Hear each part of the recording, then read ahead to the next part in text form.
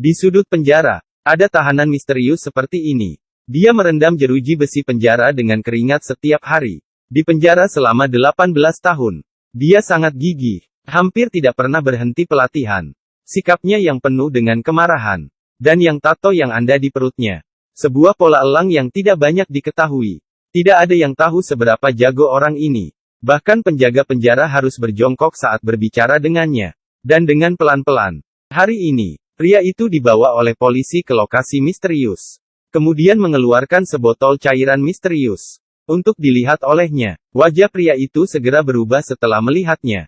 Ternyata istrinya berhalusinasi setelah menggunakan narkoba baru ini.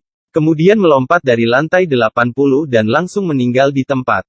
Tentu saja, ada lebih dari satu korban selain istrinya. Suasana hati pria itu tidak banyak berubah. Kemudian kata-kata polisi langsung membuat pria itu menggila. Hanya terlihat polisi menyerahkan beberapa foto pada pria itu. Pria itu tiba-tiba menjadi cemberut. Pandangan menjadi fokus. Kemudian seorang pria dengan totem muncul di pikirannya. Saat dia sadar kembali, pria itu sudah muncul di koridor dalam kemarahan. Dia tampaknya sangat ganas. Penjaga penjara hanya berani mengejarnya. Dan tidak berani menghentikannya. Dia datang ke pemandian. Kemudian dia membutakan mata orang kulit hitam. Tapi itu hanya pemanasan. Sasaran utama adalah pria totem itu. Dia bersandar dengan kepala berdarah. Tapi dia tidak meminta belas kasihan. Malah mengejek pria itu dan berkata, "Kenapa, anakmu menghasilkan banyak uang dan kau tidak senang?" Pria itu sangat marah setelah mendengarkan itu. Kemudian dia memaku tangan pria totem itu di sebuah meja. Lalu dia meraih kepala pria itu dan mendorongnya hingga terjatuh. Tangannya robek, sehingga mendatangkan sakit yang luar biasa. Teriakannya terdengar di seluruh penjara. Penjaga penjara di luar segera masuk setelah mendengarkan suara alarm. "Kenapa kau baru masuk sekarang? Itu semua tampaknya telah diatur." Kemudian pria itu menyandera penjaga penjara untuk membuka pintu besi. Lalu dia berlari ke atas gedung penjara. Kemudian melemparkan kain biru yang disiapkan. Ternyata untuk mencegah dirinya terluka saat memanjat pagar. Sangat bijaksana. Kemudian dia membajak mobil polisi dan melarikan diri. Lalu jika dipikir kembali, apakah semua tindakan ini hanyalah melarikan diri dari penjara? Tentu saja bukan. Ternyata polisi menunjukkan foto kepadanya. Adalah foto penangkapan anaknya. Dan dia memukul pria totem itu. Dia diduga memanipulasi di perdagangan narkoba di penjara. Dan anaknya karena menjadi bawahan pria totem itu. Tertangkap saat bekerja untuk pria totem. Tujuannya dalam pelarian ini adalah untuk menemukan anaknya. Karena saat ini anaknya dalam masalah. Dia tidak bisa mengabaikannya. Jadi hal pertama yang dia lakukan setelah melarikan diri dari penjara adalah pulang untuk bertemu dengan ayahnya, dan menanyakan tentang keberadaan anaknya. Tapi karena putranya di bawah umur, dia dibebaskan dengan pembebasan bersyarat. Ayahnya membuka mobil lamanya. Dia membawa pria itu ke rumah besar. Pria itu bersembunyi dan mengamati dari kejauhan. Yang keluar dari mobil hitam itu adalah Diana. Dia juga pemimpin geng kriminal lokal. Sasarannya sudah muncul. Remaja berambut kuning itu adalah anak dari pria itu. Dia menyelinap ke belakang rumah. Kemudian dia masuk dengan memanjat pagar. Kemudian mengandalkan tangga untuk berjalan di udara. Karena hanya dengan begitu, dia bisa menghindari alarm di atas tanah. Tidak butuh waktu dia berhasil sampai di lantai 2. Dan bertatapan dengan Diana. Pria itu bertanya ke Diana tentang keberadaan putranya. Diana menunjuk ke bawah dengan matanya. Melihat dari kejauhan, anaknya bersenang-senang. Ternyata Diana tidak bermaksud jahat. Dia hanya terkagum dengan keterampilan hacker anaknya. Dan memintanya untuk melakukan sebuah hal besar. Dan hal itu adalah mencuri resep sebuah produk sempurna dan rumus kimia. Jenis narkoba baru ini adalah hasil penelitian dari 2 dokter gila. Mereka menolak untuk menjual resep kepada Diana. Jadi dia terpaksa mencuri. Barang apa itu? Pria itu tidak tertarik pada hal ini. Dia hanya ingin membawa anaknya Dior keluar dari sini. Tapi Dior tiba-tiba emosi setelah melihatnya. Dan memarahi pria itu. Ternyata sejak ibu Dior meninggal, Dior memiliki kesalahpahaman tentang ayahnya. Dior yang kekurangan disiplin oleh orang tuanya sejak dini. Sehingga dirinya berubah menjadi bajingan kecil. Pria itu tidak bisa membujuk Dior untuk pergi. Tak berdaya, dia hanya dapat melindunginya di sisi Dior. Diana memberitahu pria itu, "Aku tahu kekuatanmu. Jika Anda dapat membantu dalam operasi ini dan berhasil, maka dia tidak akan mengganggu ayah dan anak setelah operasi ini. Dan dia akan membantu membangun hubungan baik antara kedua orang. Pria itu ragu-ragu sejenak. Dia akhirnya setuju dengan kesepakatan ini. Mereka dengan cepat mengunci lokasi kedua dokter gila itu. Dan menemukan laboratorium kedua dokter itu. Ternyata di hutan-hutan belantara. Dan beberapa kilometer di sekitar dipenuhi dengan sistem pengintaian bawah tanah. Jika ada orang yang masuk ke dalam maka alarm akan segera aktif. Tapi resepnya ada di komputer di laboratorium. Bagaimana mereka bisa masuk? Akhirnya sudah waktunya, agar pria menunjukkan keterampilannya. Beberapa orang datang ke pohon dan terus mencari. Kemudian pria itu mengeluarkan tali dan terus berayun. Lalu dia melempar ke pohon itu. Kemudian dia memanjat pohon dengan tali. Tapi baru saja memanjat setengah. Mereka mendengarkan suara mobil yang lewat.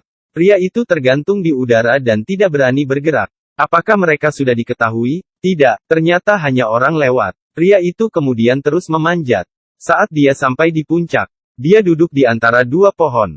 Mulai merakit senjata api yang tidak diketahui. Kemudian membidik ke arah depan. Lalu berhasil ditembak di pohon seberang. Kemudian dua rekan setim yang tersisa mulai memanjat pohon. Apa yang akan mereka lakukan dengan gerakan aneh seperti itu? Aksi berikutnya adalah sedikit berbahaya. Mereka membuat kunci meluncur sederhana antara dua pohon. Dan terus melakukannya berulang-ulang, untuk mengaktifkan pergerakan posisi. Aksi yang sangat rumit, apakah mereka tidak ada kaki? Ini adalah pertanyaan yang tepat.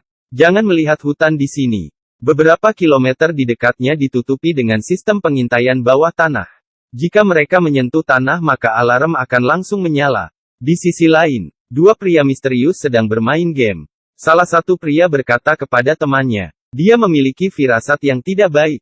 Dan ingin pergi ke laboratorium untuk memeriksa. Temannya memberitahunya, Anda terlalu khawatir. Tapi pria ini benar-benar akurat. Karena pria itu dan dua rekan setimnya telah mencapai atap laboratorium mereka. Saat mereka bersenang karena berhasil mendarat dengan selamat, ponsel anak pria itu terjatuh. Dior melihat situasi itu dan berusaha untuk mengambilnya. Untungnya, pria itu bereaksi dengan cepat. Dan berhasil menangkap Dior. Jika tidak, mereka pasti akan dalam bahaya. Kemudian mereka merobek atap dan masuk ke dalam. Lalu Dior mencuri resep kedua dokter gila itu. Dan disalin ke server cloud. Semua rencana tampaknya berjalan dengan mulus. Tapi saat itu, salah satu rekan mereka yang bertugas mengawal dari kejauhan tiba-tiba berkhianat. Ternyata orang di belakang semua ini adalah pria totem di penjara. Orang itu adalah penyamar yang diutusnya. Mereka bersiap untuk mengambil semua resep. Dia mengancam rekan setim dengan pistol.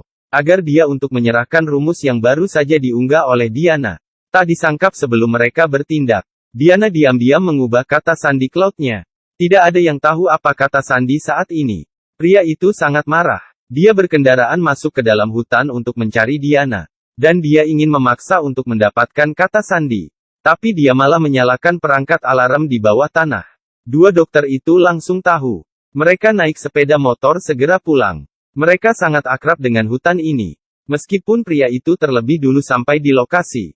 Tapi dua dokter itu juga mengikutinya dari belakang. Dalam kepanikan, sudah tidak peduli dengan kata sandi. Dia harus pergi dari sini terlebih dulu. Mereka melarikan diri sampai ke rumah ayah pria itu. Kemudian pria itu mulai meminta kata sandi server cloud lagi. Sisi ini belum selesai. Tapi tiba-tiba diserang oleh tembakan senapan. Ternyata dua dokter telah datang. Bagaimana mereka bisa tahu tentang hal ini? Yaitu ponsel. Ternyata ponsel yang dijatuhkan Dior diambil oleh mereka. Perangkat lunak di ponsel terhubung ke rekan satu tim. Setelah terkena tembakan, mata-mata itu juga terluka dan tidak bisa melawan. Salah satu dari mereka bertanggung jawab untuk mencegat pria itu. Satu orang bertanggung jawab untuk memasuki rumah dan membunuh orang. Untuk mencegah kebocoran resep. Tapi Diana masih sangat jago. Dia mengalahkan dokter dalam serangan balik. Di sisi lain, dokter yang tersisa juga ditundukkan oleh pria itu. Meskipun pertempuran sudah berakhir, tapi Diana ditembak di perut. Pada saat ini, terdengar suara helikopter dari kejauhan. Ternyata polisi juga tiba. Mereka dengan cepat meluncurkan perburuan. Mereka berhasil menangkap kedua dokter. Mata-mata, serta Diana dan banyak penjahat lainnya. Juga berhasil menguasai bukti. Manipulasi kejahatan eksternal di penjara oleh pria totem itu. Perjalanan Dior dengan para penjahat juga berakhir di sini. Tapi Anda pasti tidak pernah membayangkan Mata-mata terbesar di dalamnya sebenarnya adalah pria itu. Segala sesuatu saat dia larikan diri dari penjara sudah didiskusi dengan polisi. Demi lebih baik bergabung dalam geng kriminal. Dan membantu polisi memecahkan kasus. Dan memenuhi keinginan pribadinya untuk melindungi anaknya Dior. Kemudian ada kemungkinan dia dibebaskan setelah misi selesai.